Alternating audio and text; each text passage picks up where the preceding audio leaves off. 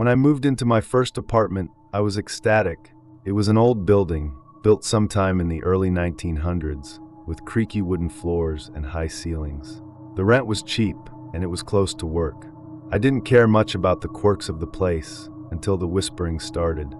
At first, it was subtle, soft murmurs like someone talking quietly behind the walls. I thought it was just the neighbors or maybe the wind, but the whispers grew louder, more urgent, and they always came at night, just after midnight. One evening, I stayed up late, determined to catch what was being said. I pressed my ear to the cold plaster wall in my living room. The whispering was clear now, a woman's voice, frantic and scared. She said my name. "Please don't leave me." Chills ran down my spine. I lived alone. There was no one else in the building. I started researching the building's history and found out that years ago, a woman named Evelyn had lived there. She disappeared mysteriously one winter, never found. The police closed the case due to lack of evidence. The whispering turned into pleading. "Help me," she said night after night. I didn't know what to do, but I felt compelled to find out the truth. One night, I followed the whispers to the basement. There was a loose floorboard near the furnace. I pried it up and found a small, rusted box. Inside were letters from Evelyn, her diary, actually, describing a man who threatened her, someone she feared. After calling the police with this new evidence, they reopened the case. Months later, the whispers stopped. I don't know if Evelyn's spirit was finally at peace, or if she was warning me for my own safety. But sometimes late at night, I swear I still hear a faint whisper, "Thank you."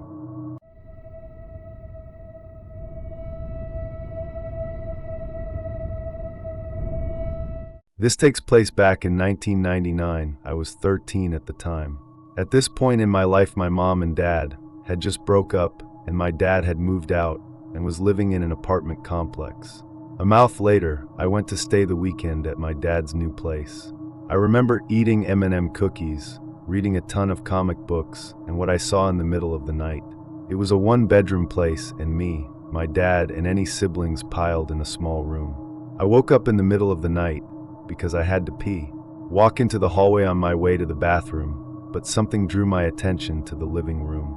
There I saw a figure looking like a skinny male with bushy but short hair. That's all details I can remember, because this thing ran at me as I put my eyes on it. I couldn't move as the ghost moved in my direction. The only thing I could do was close my eyes. By the time I opened them, there was nothing in sight, and somehow I didn't pee myself, and I slowly made it to the toilet, wondering the whole time if I saw what I just saw. On the way back to bed, my eyes were focused on the spot I saw the ghost last. I went to sleep, and in morning I told my dad what I saw, and he believed what I saw was a real living person, because the first night he stayed there someone tried to break in, which I think more scary than a ghost. But if it was a thief, why was nothing taken? And when he ran to me, why am I still here? My dad thinks I scared him away, and my mind played tricks on me, because I was scared. He told me not to tell my mom, but I told everyone about the one and only time I saw a ghost.